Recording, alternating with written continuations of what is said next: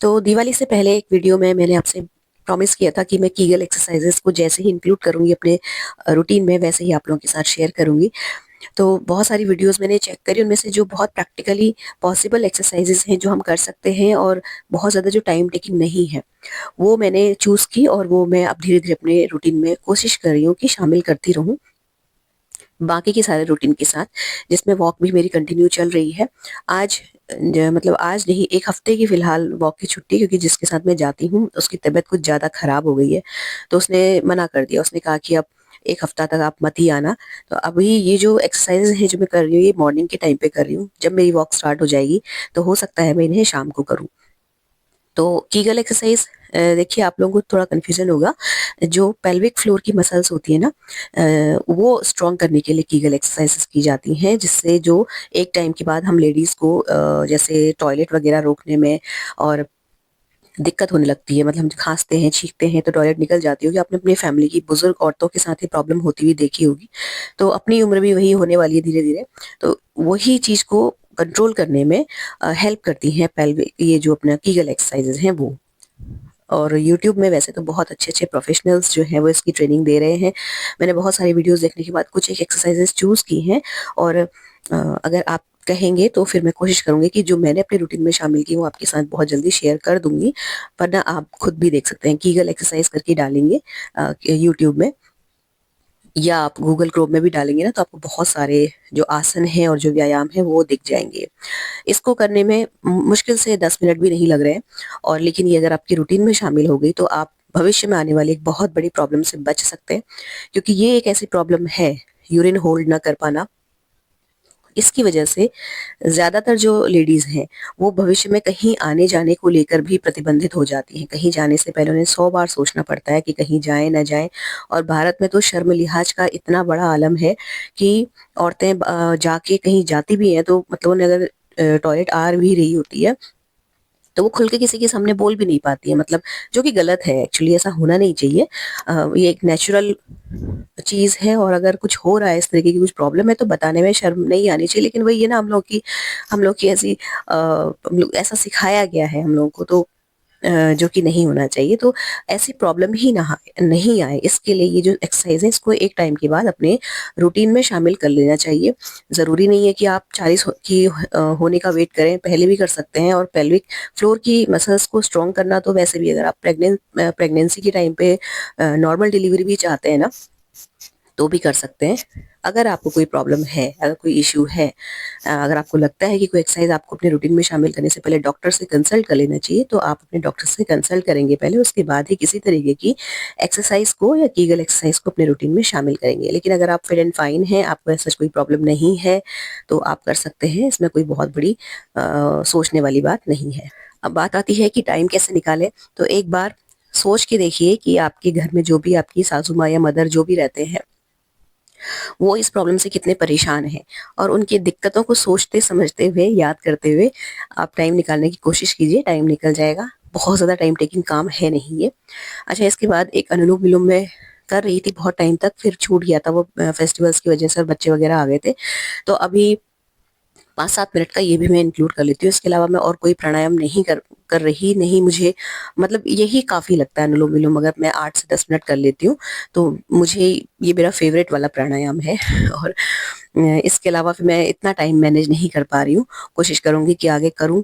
ये एक्सरसाइज़ जो अभी फ़िलहाल ज़रूरी है शरीर के लिए, कीगल एक्सरसाइज़ और मेरी शोल्डर वाली जो एक्सरसाइज़ेज़ हैं, वो मैं कर लूँ तो मेरे लिए बहुत बड़ी बात है। बाकी वॉक मेरी चलती रहेगी कंटिन्यू। इन एक्सरसाइज़ का टाइम हो सकता है मैं आगे-पीछे शिफ्ट कर दूँ। अच्छा, एक और लास्ट ब्लॉग जो गया था उसमें मैंने शेयर किया था कि धूप सेकने का फिर से मैंने रूटीन अब विंटर स्टार्ट होते ही मैं शुरू कर देती हूँ। किसी भी कीमत पे आधा घंटा ज़रूर धूप सेकती हूँ। तो अपनी बेटी को मैं ज़बरदस्ती लेके इस वक़्त बाहर बैठती हूँ, क्योंकि वैसे तो मैं छत पे जाती हूँ धूप सेकने के लिए, लेकिन जिस दिन कपड़े नहीं धुले हुए होते हैं, या जिस दिन मैंने लॉन्ड्री नहीं लगाई हुई रहती ना, तो फिर मैं यहीं पे सेक लेती हूँ। और बच्चों को धूप में लेके आना बहुत ज़रूरी है। बच्चे लोग बिल्कुल सुनते नहीं हैं इस मामले में। मतलब अगर मैं यहाँ पे नहीं बैठूँ, मैं उठ जाऊँ तो वो 2 मिनट में उठ के अंदर चली जाएगी। तो उसको बैठाने के लिए मुझे आधा घंटा यहाँ पे नीचे ही धूप सेकनी पड़ती है। और जो नीचे वाला पोर्शन है एक्चुअली यहाँ पे धूप बहुत कम आती है, मतलब एक छोटे से टुकड़े में धूप आती है और वो भी शिफ्ट होती रहती है टाइम के साथ। तो बहुत मज़ा नहीं आता यहाँ धूप सेकने में, लेकिन बच्चों की वजह से मुझे यहाँ बैठना पड़ता है। और यहाँ पे जो मेरी मदर इन लॉ हैं वो दाने डालती हैं एक्चुअली चावल के, और छोटे-छोटे और पता नहीं कौन-कौन से अनाज के दाने डालती। तो यहाँ पे गिलहरी और चिड़िया और गौरैया, जो दिखती नहीं है गौरैया, वो भी आने लगी है आजकल। और इनके बीच में बैठना और धूप सेकना अपने आप में बहुत ही ज़्यादा सूदिंग लगता है और बहुत मज़ा आता है। एक तो चिड़िया इतनी हो जाती है ना, चहचहाट उनकी सुन के मतलब नींद सी आने लगती है मुझे तो।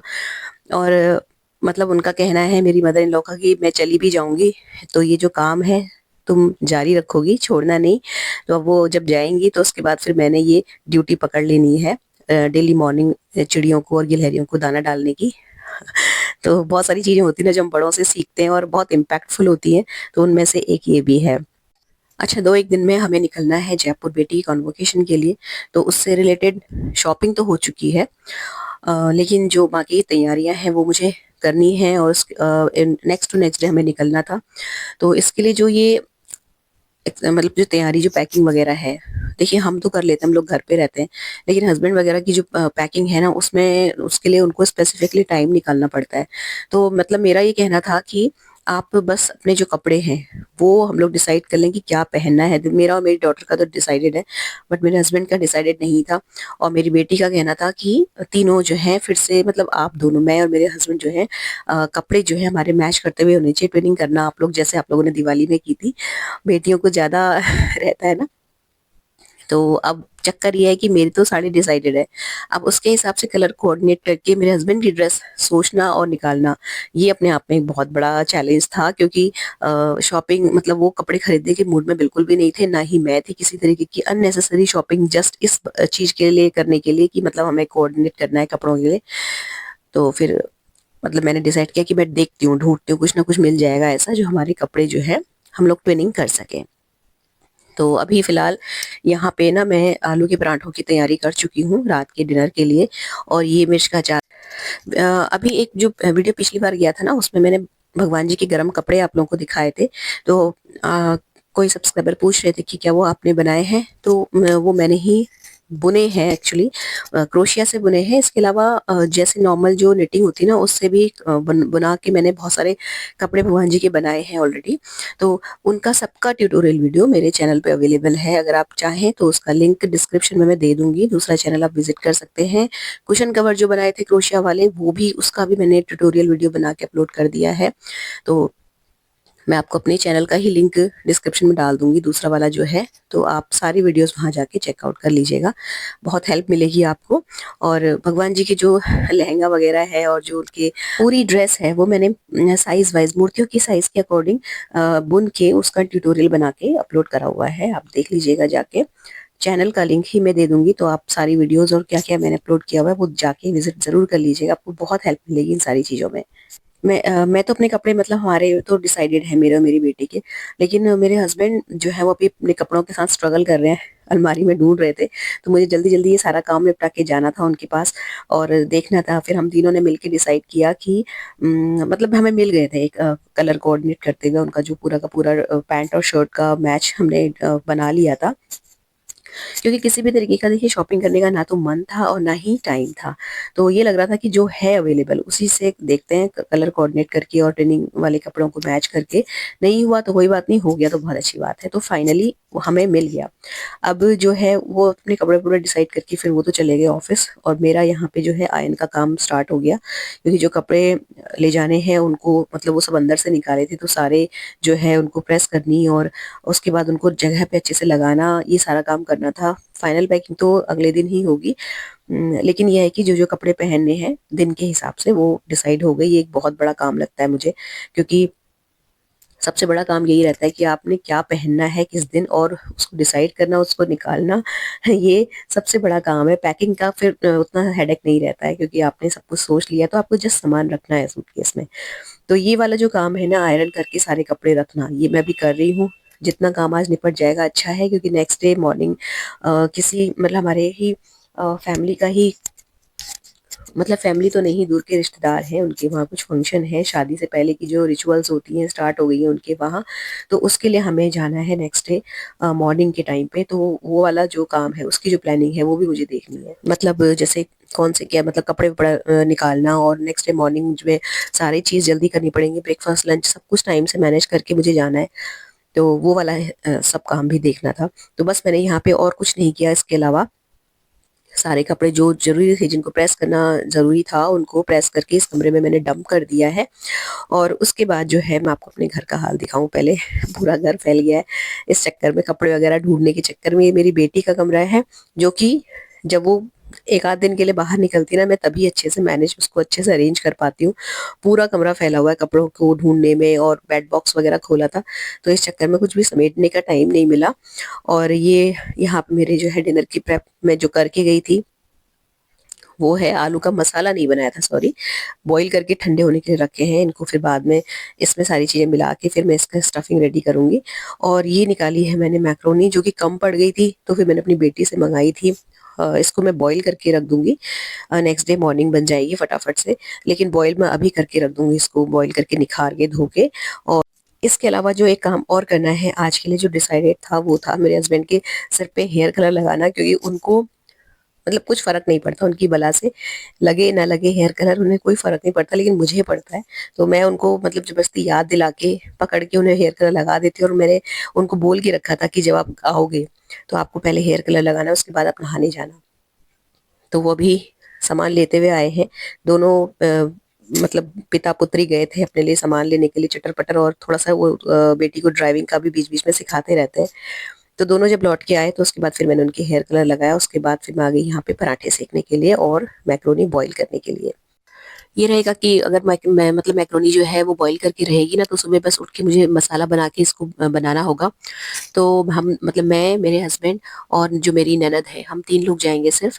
क्योंकि ये जो घर का उनका फंक्शन है, इसमें हम 3 का जाना ज़रूरी है। उसके बाद के जितने भी प्रोग्राम्स होंगे, जो भी फंक्शंस होंगे, उनको बाकी के जो फैमिली मेंबर्स हैं वो अटेंड कर लेंगे, और हम लोग होंगे नहीं यहाँ पे। इसलिए भी हम लोग थोड़ा-सा जा रहे थे कि चलो कम से कम एक चीज़ तो हम अटेंड कर लें। तो उसी के लिए सुबह जल्दी निकलना है। और लंच त हो सकता है कि मैं लंच बनाने तक ना आ पाऊँ घर, मतलब ढाई 3 भी बज सकता है। तो इसलिए फिर मैंने जो मैक्रोनी है वो इसलिए डिसाइड करी, जिससे कि मेरी जो बेटी है वो लंच में से खा ले। मॉर्निंग में वो अपना नाश्ता खुद मैनेज कर लेती है, दलिया या चोकोज़ या कॉर्नफ्लेक्स कुछ भी बना के खा लेती है, अपने लिए ब्रेड सेक लेती है। बट दिन के लिए उसका ये हो जाएगा, और हो सकता है कि हम लोग का लंच वहीं हो। तो सुबह हम लोग भी थोड़ी-थोड़ी मैक्रोनी खा के चले जाएँगे। इसलिए भी मैंने जो है मैक्रोनी का प्लान बनाया। और वैसे भी ये सारी चीज़ें बहुत कम बनती है मेरे घर में। तो और मैं इसीलिए कम बनाती हूँ, क्योंकि जब कभी ऐसा हो ना, इमरजेंसी हो, तब ये चीज़ें काम आ जाती हैं। क्योंकि इतना टाइम नहीं रहता है ऐसे में कि आप सब्जी बनाओ, फिर रोटियाँ सेको, पराठे सेको। ये ईज़ी गोइंग लगता है। और जल्दी-जल्दी इसलिए नहीं बनाती क्योंकि भले ही सूजी की ही क्यों ना हो, लेकिन मतलब मुझे पसंद भी नहीं है वैसे बनाना, ना ही मुझे कुछ ख़ास खाने में समझ में आती हैं चीज़ें। और बच्चों का भी ये रहता है ना कि रेगुलर आप बनाओ, तो बच्चों का मन भी जल्दी-जल्दी भरने लगता है इन सब चीज़ों से। तो मैं बचा के रखती हूँ, मैगी है या मैक्रोनी है या वर्मिसेली है, मतलब जिनको हम जवे कहते हैं। ऐसी ओकेजन्स के लिए मैं ये सब चीज़ें बचा के रखती हूँ, क्योंकि ईज़ी गोइंग रहता है और जल्दी बन जाती है। तो यहाँ पे पराठे-वराठे सेकने के बाद सारी किचन साफ़ कर दी थी मैंने, और बीच में मैंने मैक्रोनी का भगोना निखार के रख दिया था, उसमें ठंडा पानी डाल के उसे ठंडा करके निखरने के लिए।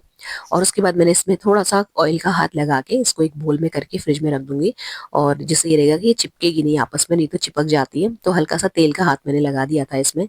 तो फ्रेंड्स, ये था आज का वीडियो। अच्छा लगा हो तो वीडियो को लाइक, शेयर, हाइप कर लीजिएगा, चैनल सब्सक्राइब कर लीजिएगा, बेल आइकन हिट कर लीजिएगा। मिलते हैं नेक्स्ट इंटरेस्टिंग सी वीडियो में। Till then, take care, stay healthy, happy and positive.